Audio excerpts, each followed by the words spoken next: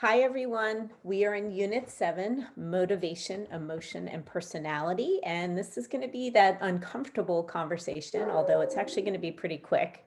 Today, we're going to talk about Module 54 and Module 55, but we're going to start with Module 54 on sexual motivation. And I'm only going to go through, as I mentioned, it's not really covered that much in the AP exam, so we are just kind of quickly run through a couple things, and I may blush a little bit in some of these conversations.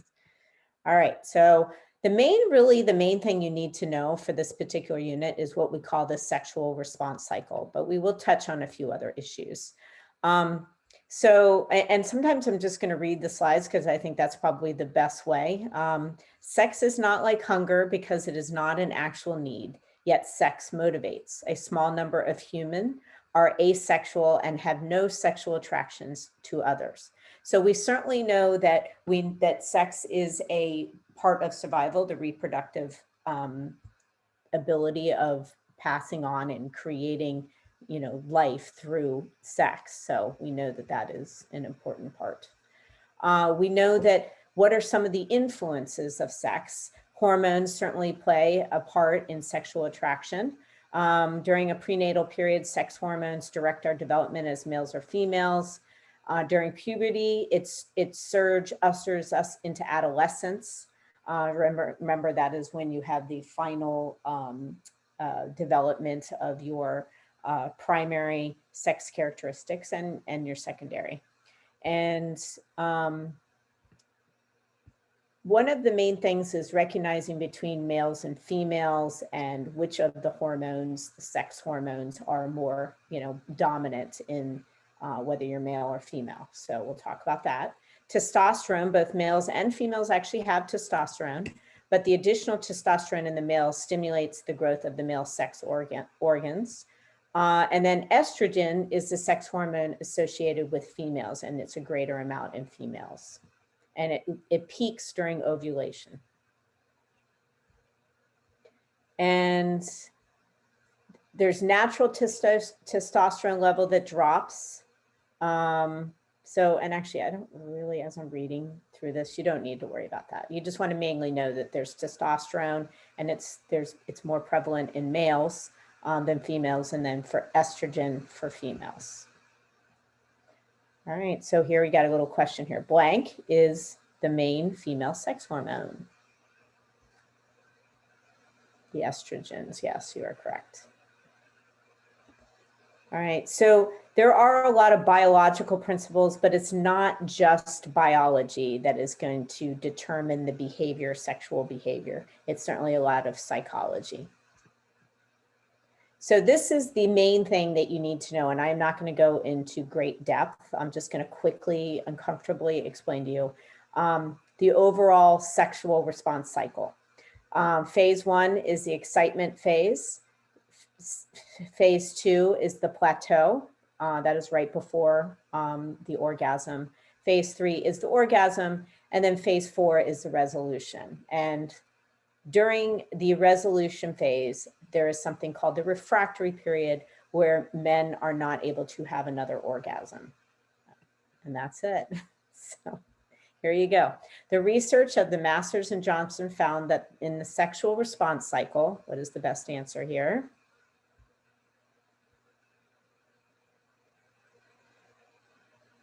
Okay, resolution is the final phase of the cycle. All right, so like grade, I know it's not much, but that's basically what you need to know. You want to also just generally know that with every topic we talk about in psychology, there's the bio, the psycho, and the social influences when it comes to sexual feelings and behavior and activity and mental processes. So the biology is obviously having the sexual maturity and the hormones that are involved. The psychological was, so one of the things I did not go into is talking about external exposure to certain stimuli, which people, talking about pornography or visual images on the internet, and how it relates to sexual behavior. But we know there's certainly a psychological influence to sexual desire and behavior. And then there's also something we would say the social cultural influences overall, like what are the family and society values? uh, religious and personal values, cultural expectations. Like, think about this, when you live in different countries, there's different actual cultural understandings and expectations around sexual motivation. And then obviously media. All right. So there are, as we mentioned, psychological factors. So this is one of the things that is a little concerning. And that's why I kind of left it in. It's very uncomfortable, and I'm just going to read the slide. So, can exposure to sexually explicit material have adverse effects on women? Depictions of women being sexually coerced and appearing to enjoy it have increased viewers' belief in the false idea that women want to be overpowered, have an increased male viewers express willingness to hurt women and to commit rape after viewing such scenes. So, what does that mean? That means watching violent imagery, violent media.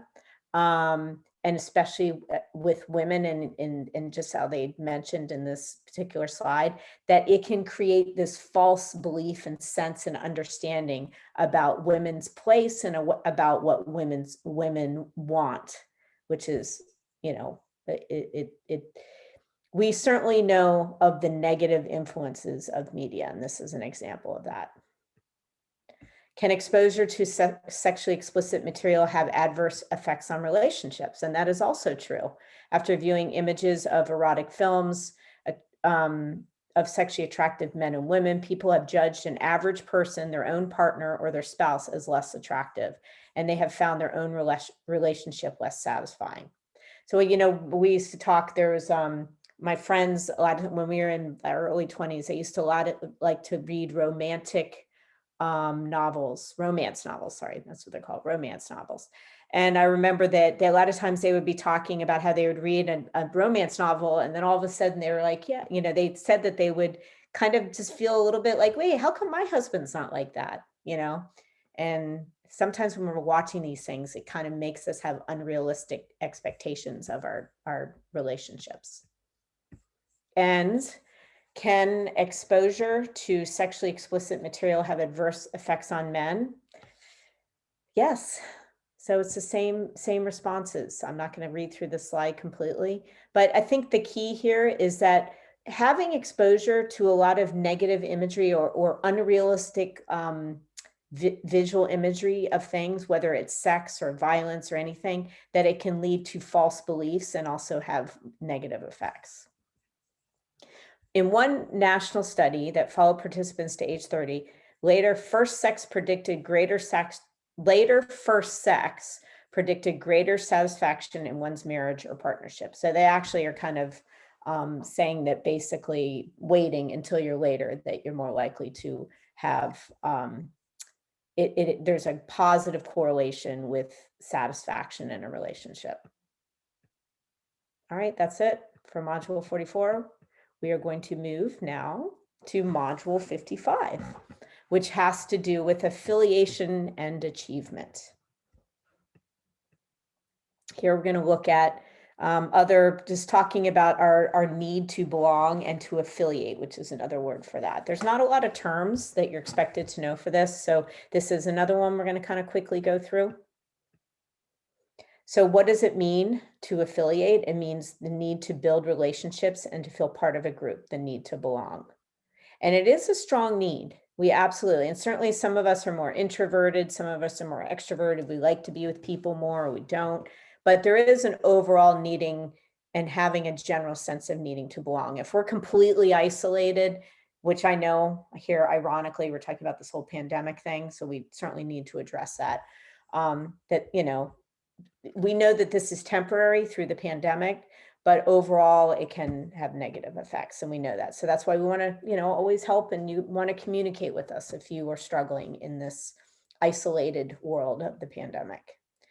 What evidence supports affiliation as a survival tool? Social bonds boosted our early ancestors' chances of survival, because obviously you could see that working together as a group would probably be more likely to be able to fend off a tiger or something like that. Adults who formed attachments were more likely to survive, to reproduce, and to co-nurture their offspring. And remember, even when we talked about like the Harlow monkey study, remember that last week? And those monkeys that were isolating and not having anything to bond or attach to had more negative effects. And it can boost your health and well-being. And here's some research that's been done. Researchers asked the same question of American and South Korean university students, then asked them to rate how much that satisfying moment had satisfied various needs. In both countries, the peak moment had satisfied self-esteem and relatedness belonging needs. So meaning, you know, those peak moments when you think of things where you felt kind of really good, a lot of times it could be associated with affiliating and having some kind of experience with other people. How do we create us? Thrown together in groups at school, at band camp, or in team sports, we form bonds. Parting, we feel distress. We promise to call, to write, to return for reunions. By drawing a sharp circle around us, the need to belong feeds both deep attachments to those inside the circle, which would be loving families, faithful friendships, and team loyalty, and hostilities towards those outside, teen gangs, ethnic rivalries, and fanatic nationalism. So let's sum that. So there is the positive us, obviously the part that kind of brings you together, makes you feel connected with the group. But the other negative is sometimes it might be us versus them. And then that's what that last part is talking about, is sometimes the them is going to be where they're not part of you and they don't belong to you. And that's, you know, negative. So there can be some, and we'll talk about that more in the social psych unit as well. We need to connect. I thought this was a cute little example here, so I left this one in. Philippine workers, they're domestic helpers, which they're kind of very isolated in the sense that they're just working individually as domestic help, like maybe in homes. So these women have kind of a cultural thing where they all gather together on Sundays to a central district to picnic, dance, sing, and it's a very kind of cultural thing that they all come together. Social isolation can put us at risk. I feel like I need to pause because, as I said, we are in a very unique and difficult situation, all of us, with this pandemic, and it is where it wears on us. And I just want you to know you're not alone. Okay. We've all had these moments of isolation, and you guys are at these key moments of, you know, during your adolescence where you're kind of building your skills and developing. You remember we've had human development. You have your psychological development. You remember we talked about the psychosocial development. Remember Erickson? And it's like, in some ways, it's been stunted. What do I mean by that? I just mean that maybe how we would normally see you go through a school year from being like age 14 to age 15 and how you're developing social skills. We know it's different now because we've had this pandemic. You've had new ways that you communicate and you connect with people, you know, through Zoom and things like that. But we have to recognize that we're all transitioning and we're all going to be a little, what's the word? Not shaky. Rusty, that's the word I'm looking for. We're going to all be rusty with our social skills. I'm completely thinking to myself when I go back in person next month, like first off, how to teach in person. And also that when I've been seeing, or not even seeing you, when I teach you right now, I don't see your faces. I don't read your body language. You know, I can't see if you're looking like you like the lesson or not. So that's reading body language of each other and just learning how to be social again physically is going to be a transition for all of us. All right. So when you hear the stuff on these slides, and I'm going to go through it quickly, just remember that we're in this together. Okay. So that's the word I was going to talk about. There's this word about being ostracized. So let's look at this example here. Ostracism, deliberate social exclusion of individuals or groups, was demonstrated when white cadets at the University Military Academy at West Point ostracized Henry Flipper for years, hoping he would drop out. That's horrible, horrible. He persevered in spite of their cruelty, and in 1877 became the first American West Point graduate.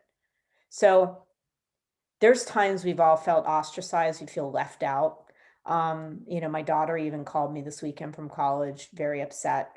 She had done some things that I felt like her friends were kind of annoyed with her, and I kind of understood how they were annoyed with her, but yet not ostracize her.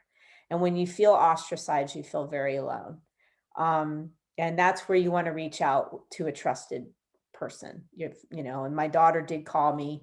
Talk to your parents, talk to your friend that you feel comfortable sharing with, a counselor.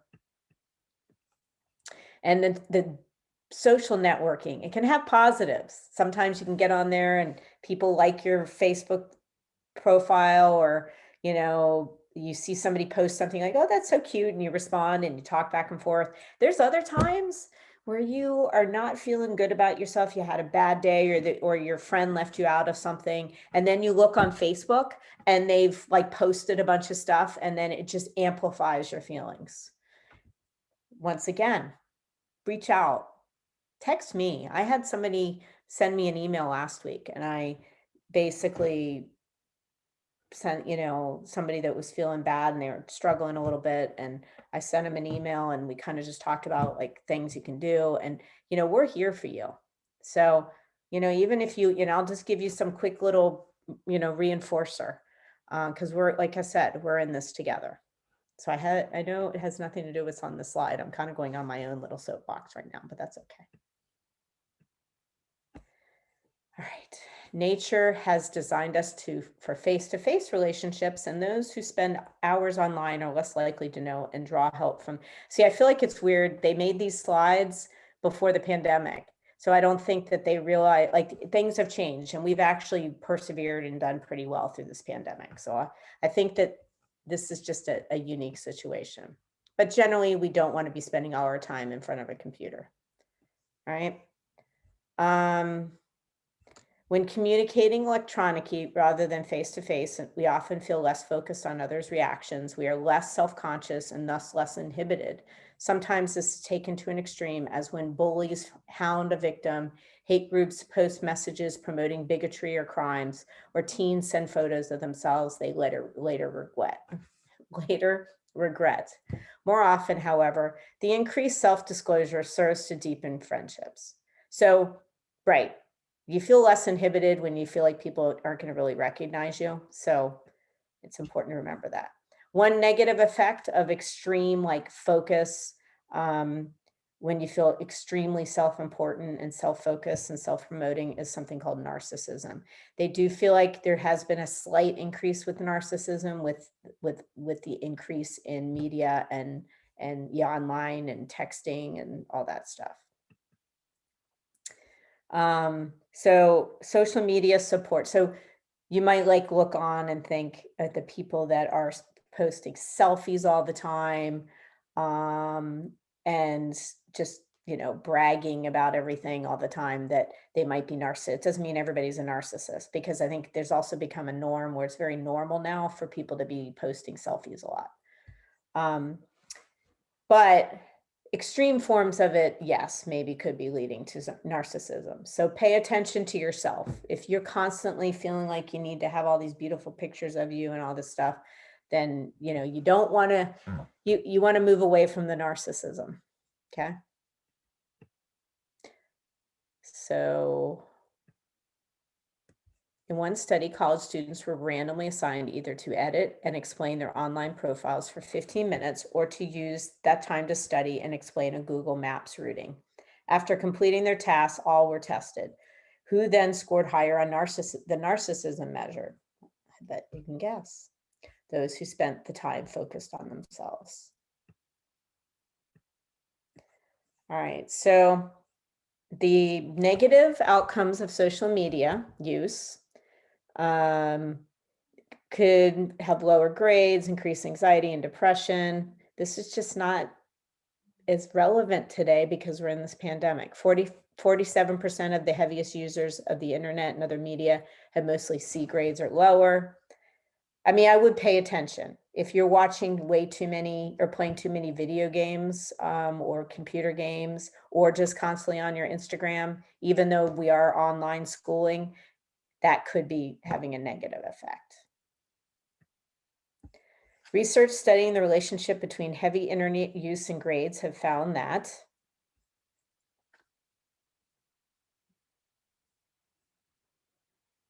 so high use is negatively correlated with grades, right? So as your use, grades, okay. So the last thing we'll talk about is something called achievement motivation, which is a desire for significant accomplishment, for mastery of skills or ideas, for control, and for attaining a high standard. You are in an AP psychology class, so you are more likely to have a high achievement motivation, right? What's the reason why you're choosing to be in an AP class? Or maybe if you're in the MC Square program, or you're planning to become a doctor, right? Those you would be considered high in your achievement motivation. Consider this study. Researchers followed the lives of 1,528 California children whose intelligence test scores were in the top 1%. 40 years later, when researchers compared those who were most and least successful professionally, they found a motivational difference. Those most successful were more ambitious, energetic, and persistent. Key there. As children, they had more active hobbies. As adults, they participated in more groups and sports. And we would consider that higher in the achievement motivation. All right, so this is another example. I'm going to skip through it because I feel like I have been talking a little bit too much, but definitely read through these slides when you get an opportunity. So we talked, I think we mentioned grit in the past, and then basically this is just a story of, those of us, and you can build your own grit. Grit is just persevering, not giving up, finding new ways to solve a problem, even when some people might give up. You want to, it's passion and perseverance in the pursuit of long-term goals. And if you have a level of self-control, that you can have high achievement motivation. All right, and it definitely says that more research is coming out saying grit could actually be a more significant indicator of your success than intelligence. All right, so this is some strategies for being able to realize your goals. Make a resolution, announce it to others, like talking about it actively. You're going to be more likely to follow through. Develop a plan. We did a couple of those plans. Keep doing some plans. Create short-term rewards, monitor and record your progress. Create a supportive environment. So ask people to support you and check in on you on your goals. Transform hard-to-do behavior into must-do habits. All right. Research on achievement motivation has found that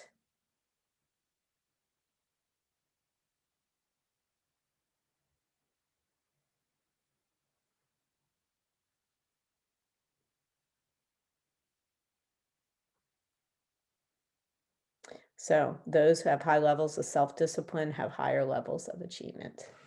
B. All right. That is it. So go reach out to somebody. Stay focused. You can do it. And look forward to seeing you in class. And I'm sure Ms. Trincheri looks forward to seeing you in class too. Okay, bye.